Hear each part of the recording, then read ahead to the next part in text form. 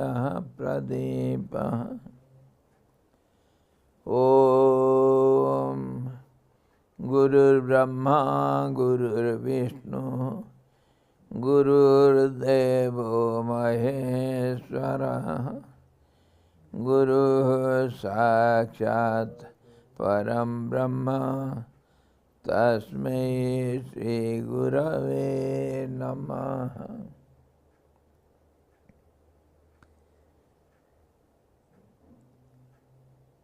ध्यानमूलं गुरुर्मूर्तिः पूजामूलं गुरुपदं मन्त्रमूलं गुरुर्वाक्यं मोक्षमूलं Gurukripa.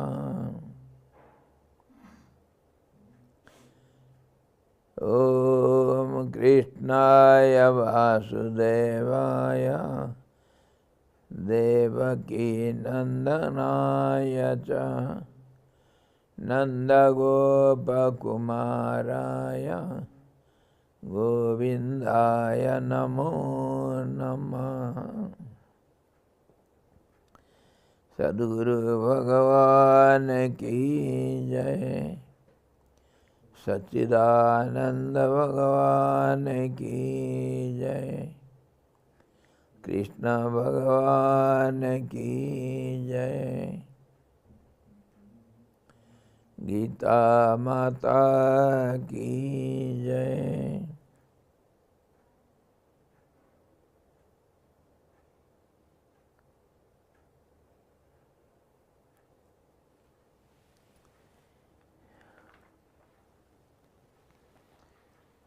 Let us come to our topic today.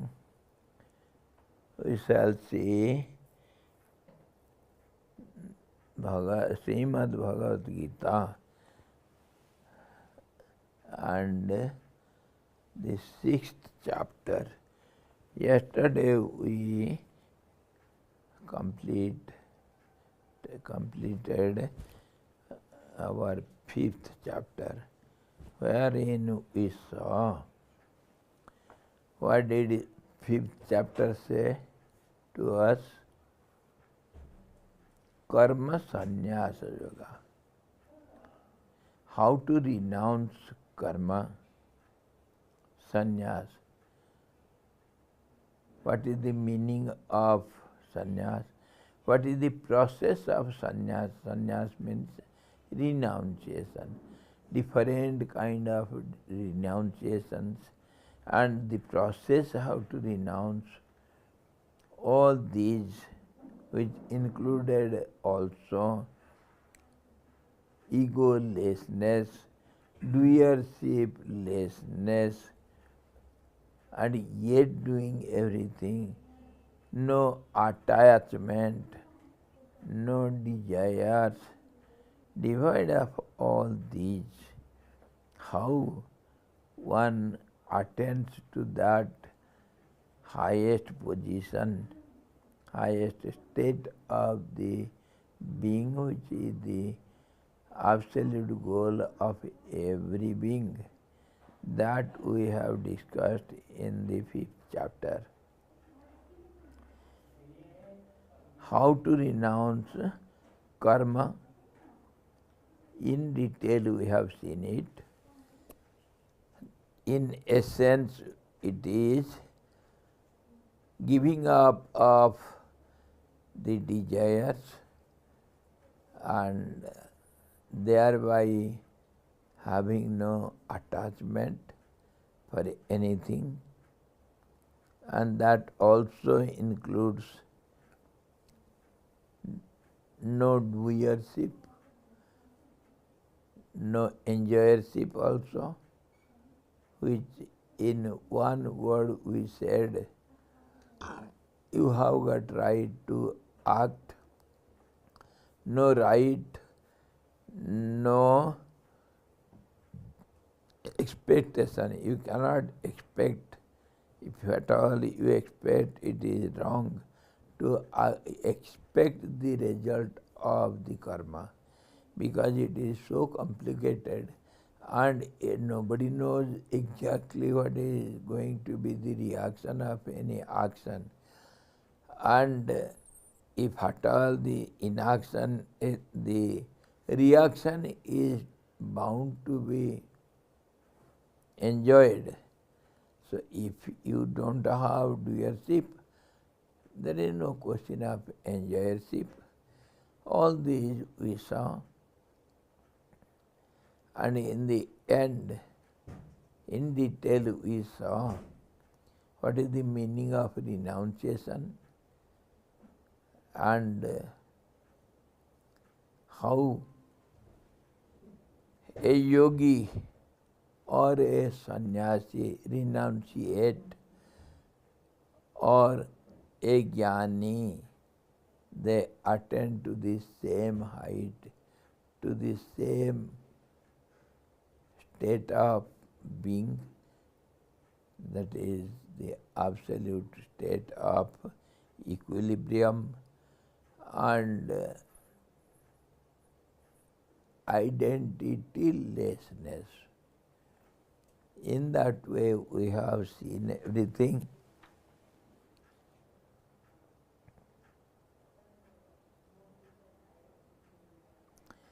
And Arjuna had some doubts over it. Sometimes Lord Krishna used to praise the path of sannyas. Some other times he used to praise path of sannyas, giving it up. Sometimes he says doing is good. Other time he emphasizes upon not doing is better. So what is to be done? So Lord Krishna also clarified the doubts of Arjuna. In this way, we saw the method and the end of the practice of renouncing the karma action and sannyas also. They are not different from each other, and it can be obtained by controlling the senses, the prana and the mind, and going beyond all these.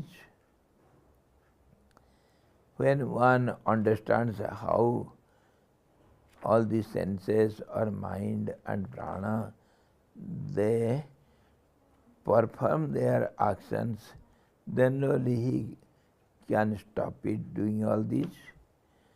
All these we have seen. And we saw also what is called equal vision. Equal vision is to see everything from one angle of vision, and that also should not be in relative platform, not giving up of actions and yet doing everything, behaving with different identities, different beings, where everything is different from each other, how to behave equally. What is called equal vision, that also you have seen. Inwardly having the idea and being established in that idea that one Lord, one truth abides in every being, but form-wise, name-wise, they are different from each other, work-wise, and their nature-wise, they are different from each other. So, relatively, though inwardly we see something equal, outwardly in day-to-day life, we have to act with a difference. That also we have seen. That is called equal vision. And in the end, what did we see? The last sloka was,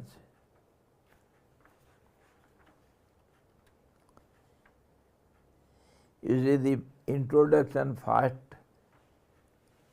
and the end also, first and last, they carry the whole essence of the chapter in nutshell.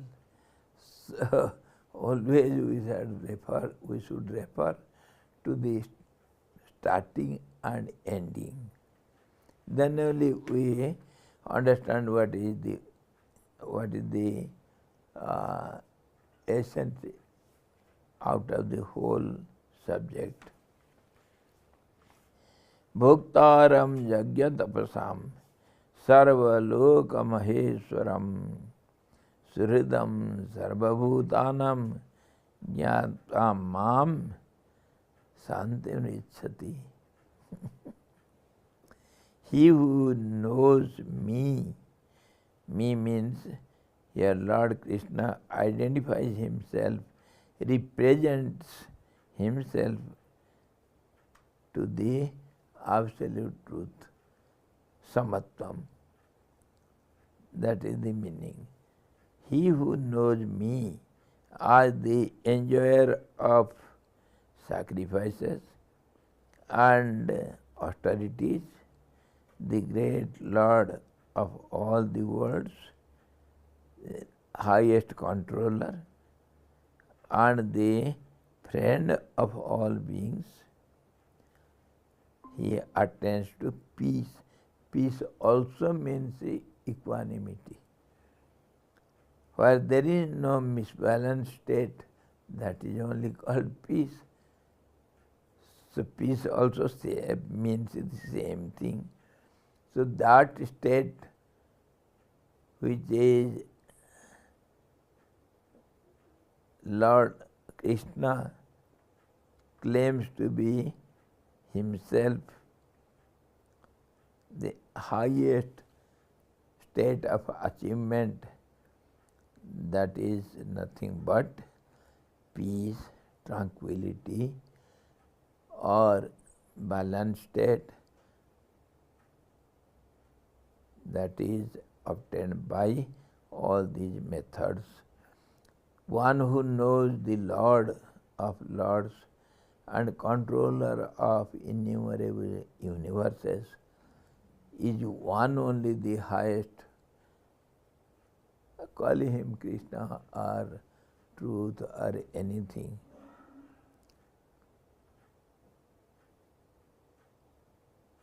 He only attains that state. And we are talking everything on Krishna's speech to Arjuna. Do you know the meaning of word Krishna? He is called as Vasudev, Krishna. Many names he has.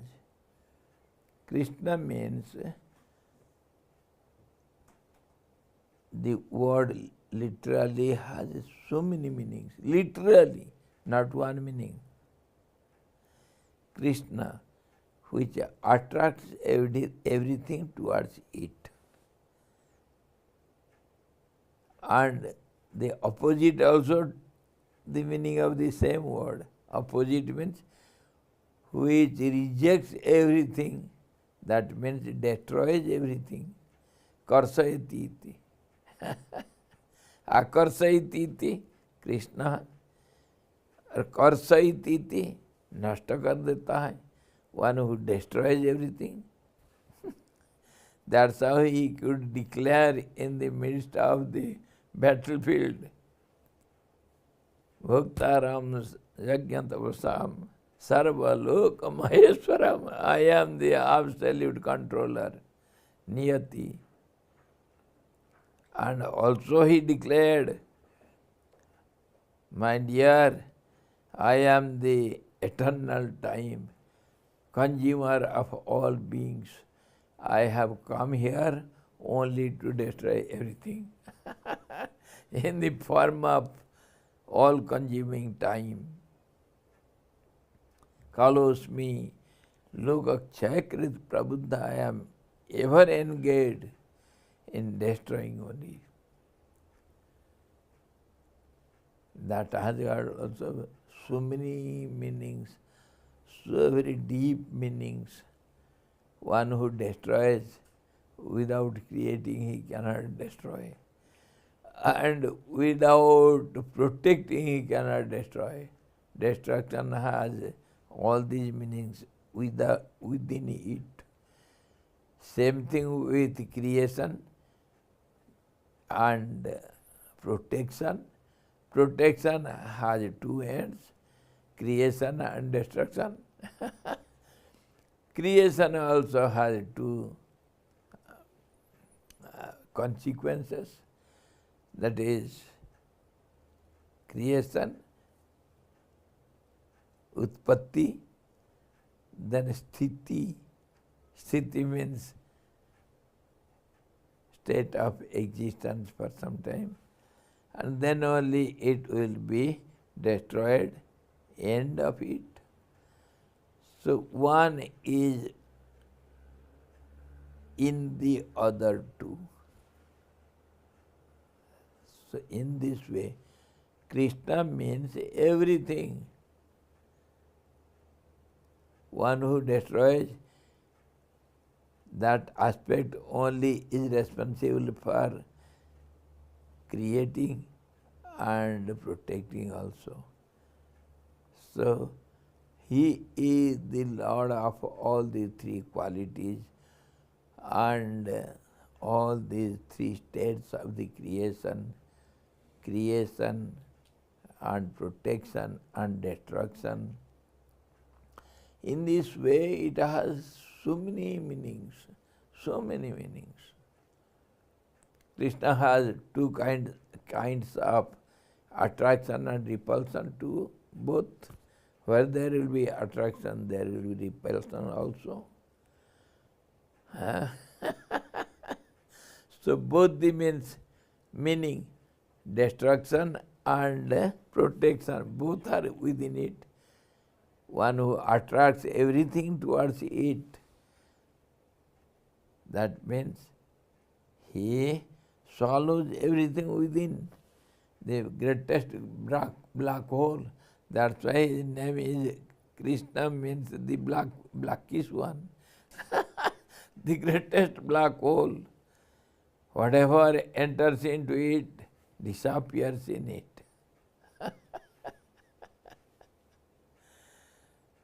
In this way, the word Krishna has got innumerable meanings. Wherever you can apply it, that will be its meaning.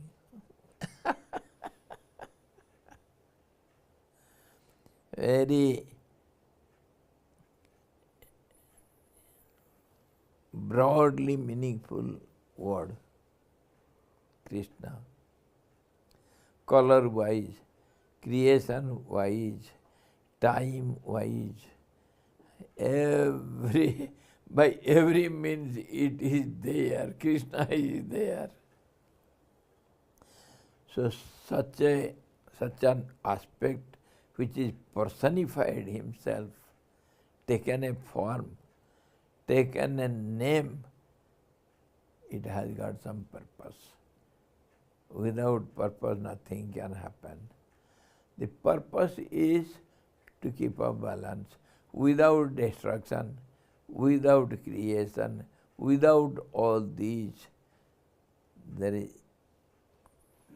no possibility of balancing mind.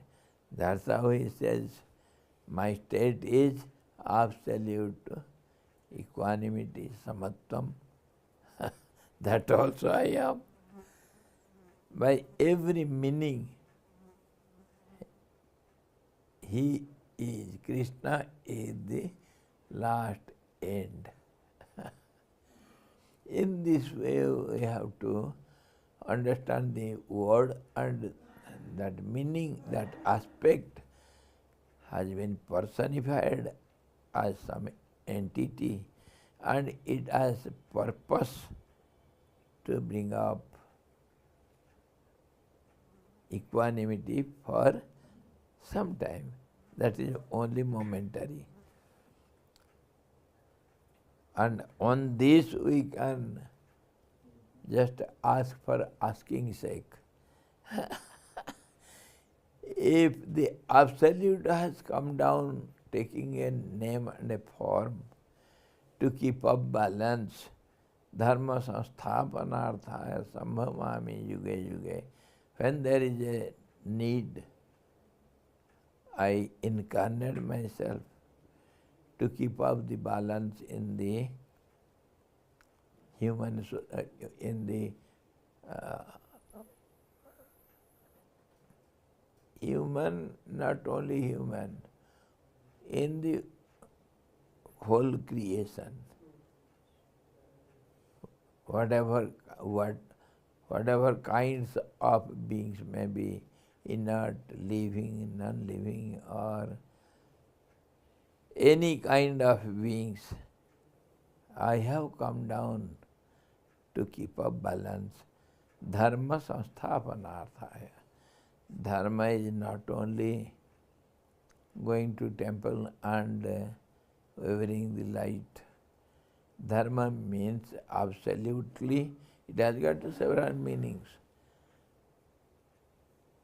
And the basic hidden meaning is balance.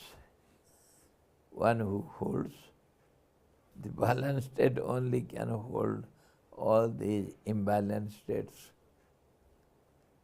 That is called dharma. Dhara iti. And to keep up balance and to re-establish dharma, I come very often when the need arises. That is what he declares every now and then.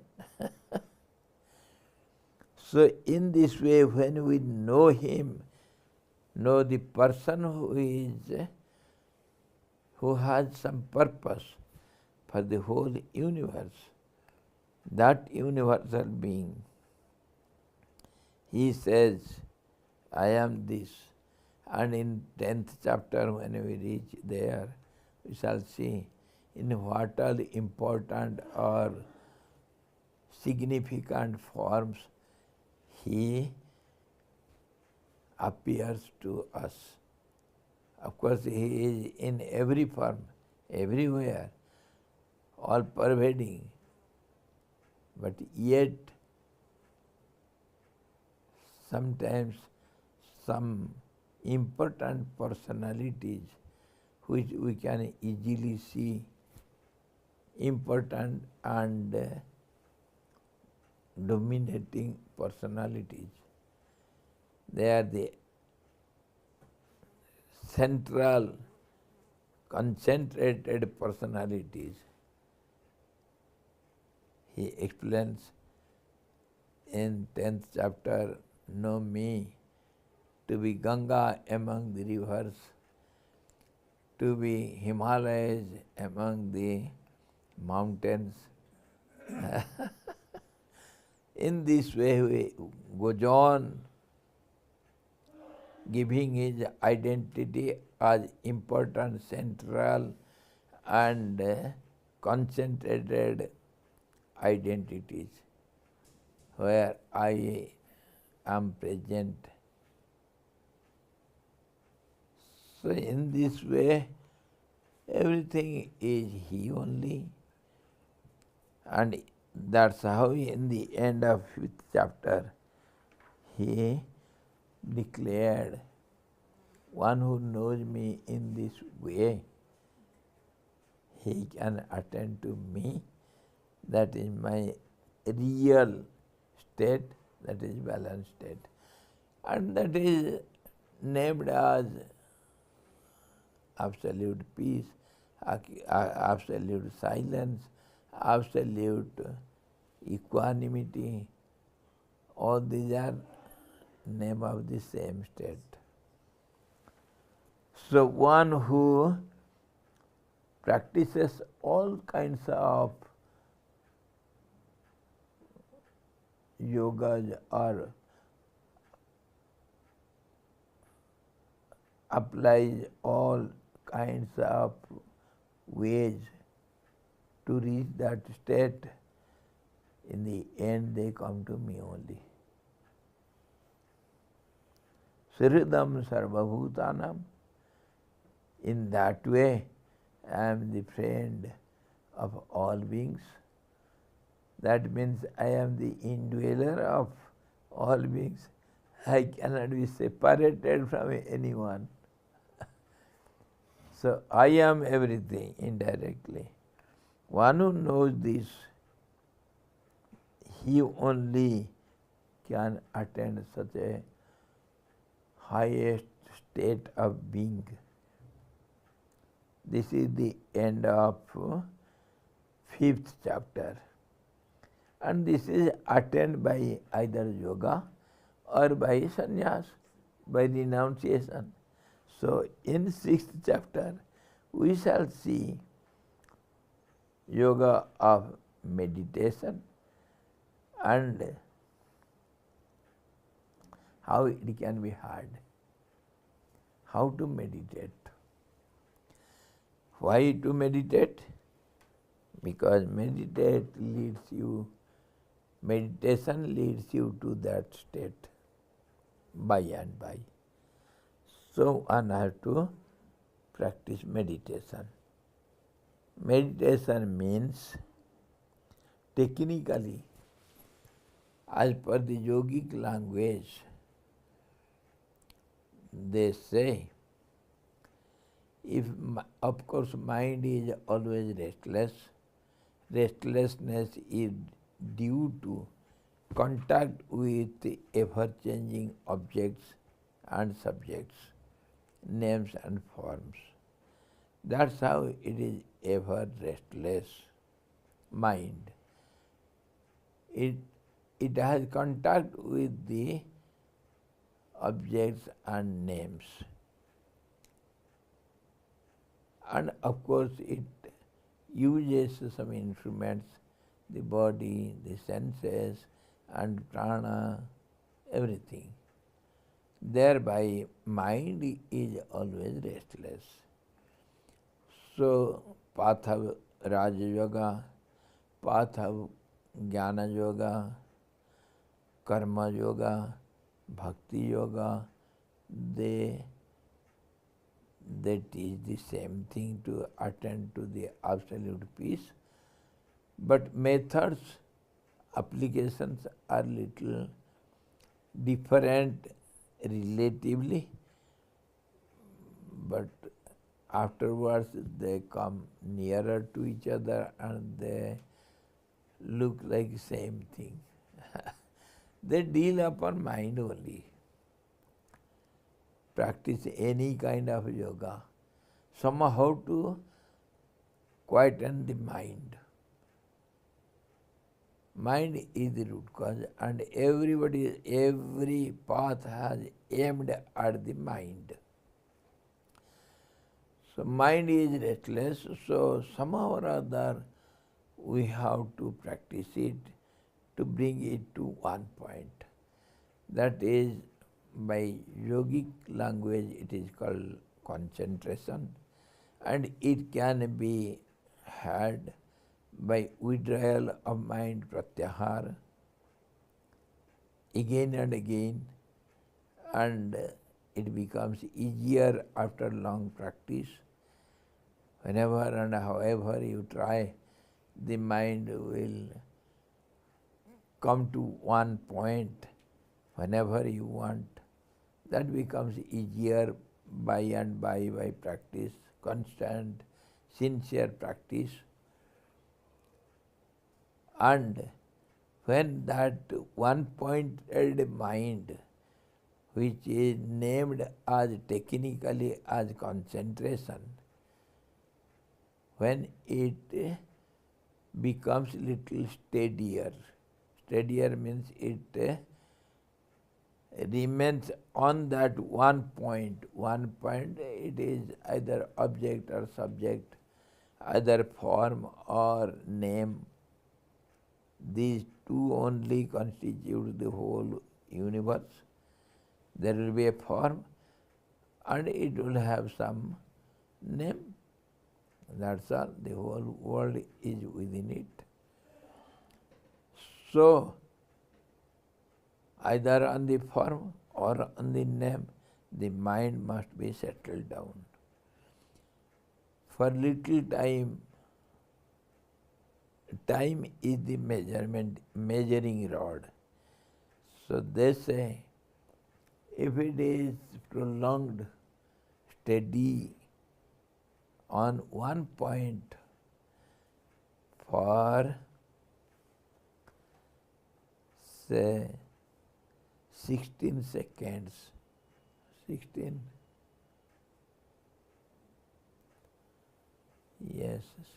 seconds, then it is called concentration. Till then it will have concentration. The name will be concentration. Just as LKG, KG and fast form. All the three only under fast form. Before fast, you have to be trained. So all these stages and phases you have to undergo. And then fast, second, third, all these three comes under lower primary. And then fourth and fifth, upper primary. Then sixth and seventh, minor. Now it has become up to eighth. They have grouped three classes together. Eighth means middle, junior high school. And then ninth and tenth, now it is called high school, higher classes. Some years ago it was up to 11th. 9th, 10th, 11th, they are called high school, higher education. And then comes intermediate or +2 or something like that, 2 years. Name is different, but group is same. In this way, different groups have different name, and group means not one, it will have different sections.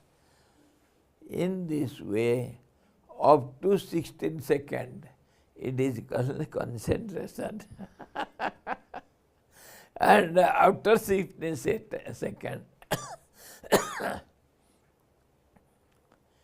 up to 24 seconds, it is called meditation. Technically, just as we classify all these classes into different groups, everything is the education system. And then after 24 seconds, up to 24 minutes, it is called meditation. Meditation. Mind should not move. No two thoughts should be seen there on the center. One thought only. But thought is there. Identity is there. That is called meditation. And beyond that, of course, the thought remains. It is called Sabbikalpa Samadhi. Sabbi is Samadhi. It has got different names. up to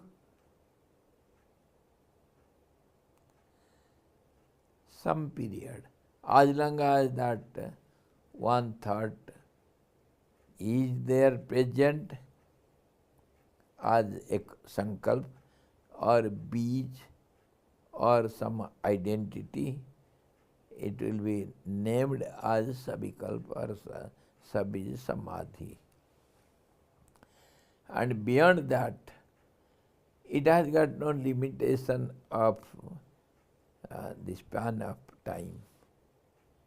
It is different from person to person because the momentum behind it will be different. So there is no time span for it. And then it is called nirvikalp, nirbij, where there is no identity also,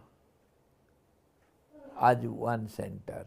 Center is deleted. Center will be one point around which many circles can be drawn. Innumerable circles can be drawn. But that center is no more seen. That means one thought loses its identity itself. So whatever remains, that is called remnants. And then afterwards, what happens? Because nobody has seen it by senses, mind or anything, because nothing is available there to witness what happens then. So the states are there. One who has gone through it, they have the experience, but they cannot express it because no witness is found there to give you witness. I have seen it like this. No witness. That is called something turiyatit, beyond everything. So the word beyond they use. In this way, when everything is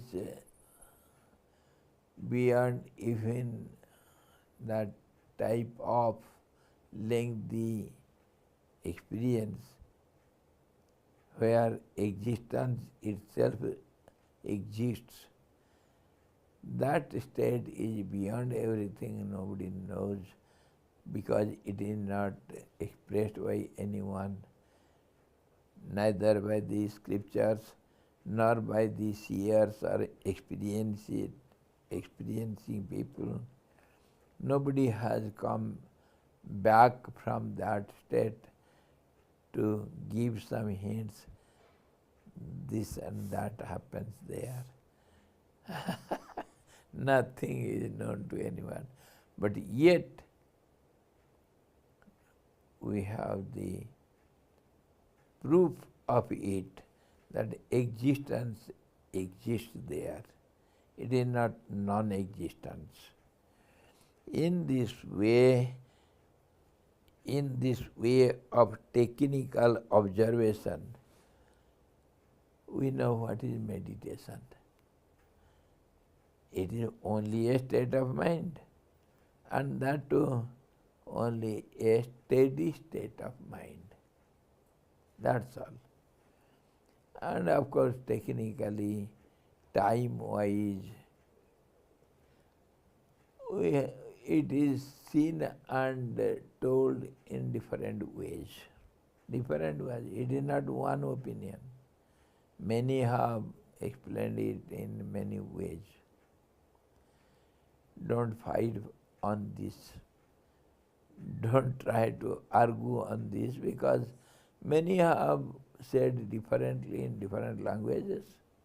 Somebody used the unit of time, somebody used the time, used the term of thoughts, somebody used the time of existence, how existence existed for some time, we have to use the term time, and then it prolongs to be steady, and then it expands in that way, and somebody else, others also have seen it by through the term of breathing system. From different angles, different seers have seen it, experienced it, and expressed it in different languages. Now we shall discuss on that technique and real meaning of it from different angles. And what does Krishna say to Arjuna? What does he explain to Arjuna? What is called meditation? What is the way to practice it and attain it? And what will be the result of it? Everything we shall discuss here in this chapter. So this chapter is called Dhyana Yoga, and some other name it as yoga. Yoga means dhyani, nothing else. Let it be dhyana yoga or jnana yoga or karma yoga or bhakti yoga. The mind experiences the same state. Yes, sir. Swamiji, should we understand relatively? So, thought means compulsory is a name and form. Yes. So in that case, name is also, and form name, they are also expressed as identity or I or my. In this way, many ways it has been said, but it is dependent on two things, either name or form. Nothing other than this. So in that case, so in deep sleep, so should we understand, so it is with a thought without a name and form? It is not without it, but it is there, but mind is not concerned on it. It is there, name is there, form is there. How can we say formless and nameless? No, not so.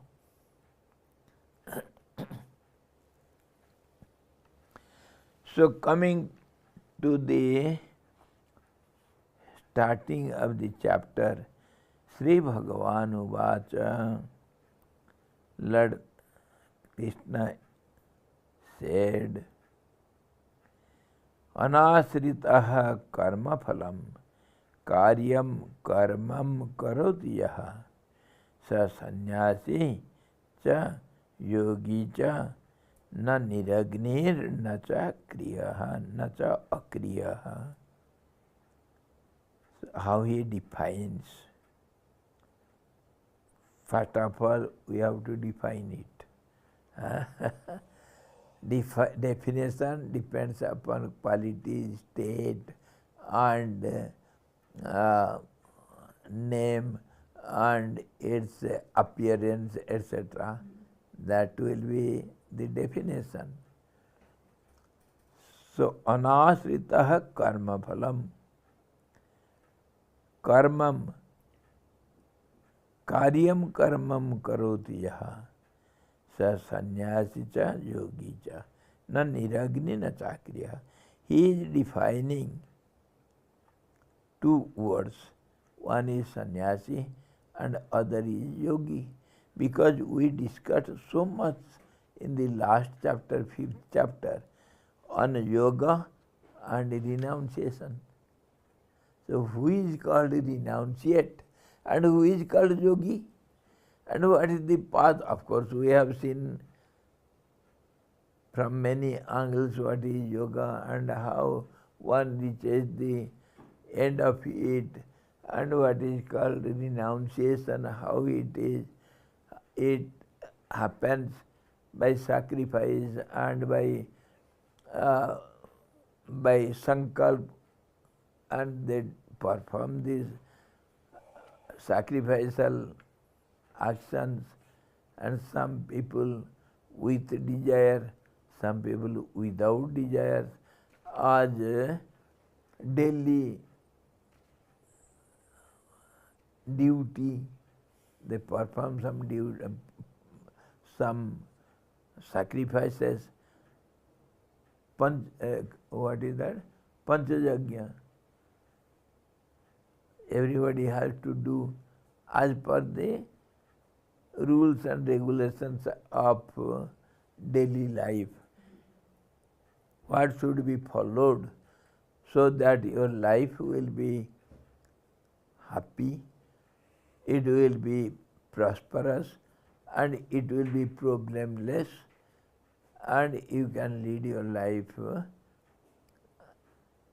somewhat properly, happily, without any serious problems. Of course, life cannot be problemless, and when happiness is there, unhappiness will be there, and where all these, one is there, other opposite will be there. So it is not completely 100%. 100% means you have reached the aim. But the path contains all these, little of this, little of that. So in this way we have discussed, of course, on renunciation and yoga. But now he is giving the essence of and difference of it and how it should be understood. And in the beginning, so that we can be able to meditate. The Blessed Lord said, he who performs the bounden duty, without that one cannot remain for a second even. You are bound to do it, so it is bounden duty.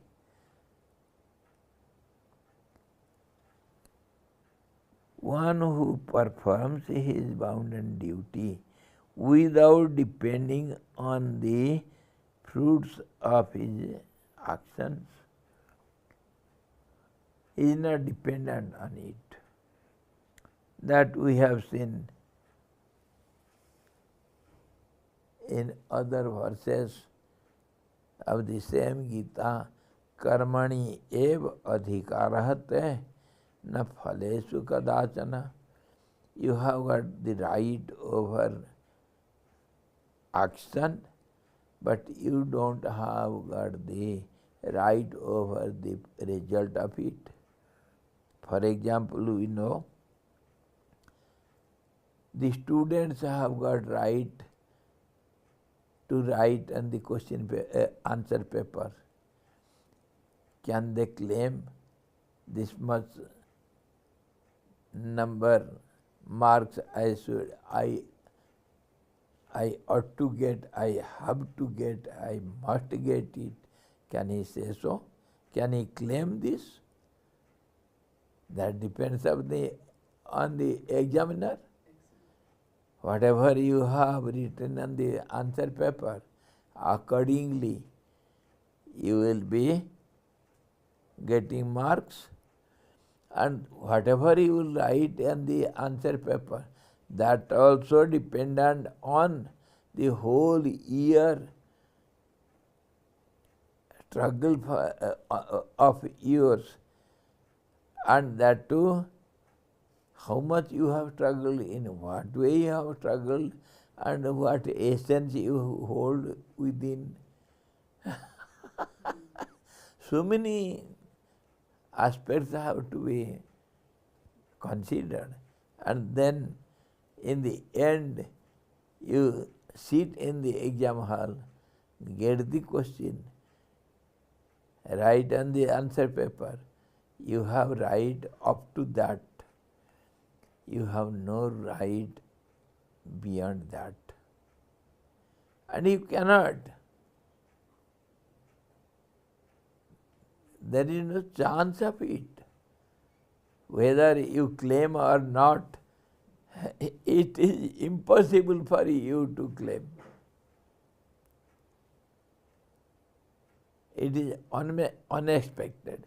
So one who knowingly renounces it just for appearing the exam, he appears and writes something, whatever he knows. For him, in the end, when the result is declared, neither he will be happy nor unhappy, because he had no expectation, no claim. One who claims that much marks I should, he will be either happy or unhappy. He is bound to. So, as just our ordinary way of life, Lord gives the essence of it. You have no right to expect or get something as a result of your labor. No. It is not in your hands. So knowingly, awareingly, who is indifferent towards the reactions, results of his labor, he will never be happy nor unhappy. He is ever satisfied, never happy, never unhappy. That is what Lord explained many times in different ways. So he says, one who is not dependent on the result of the bounden duties he performs,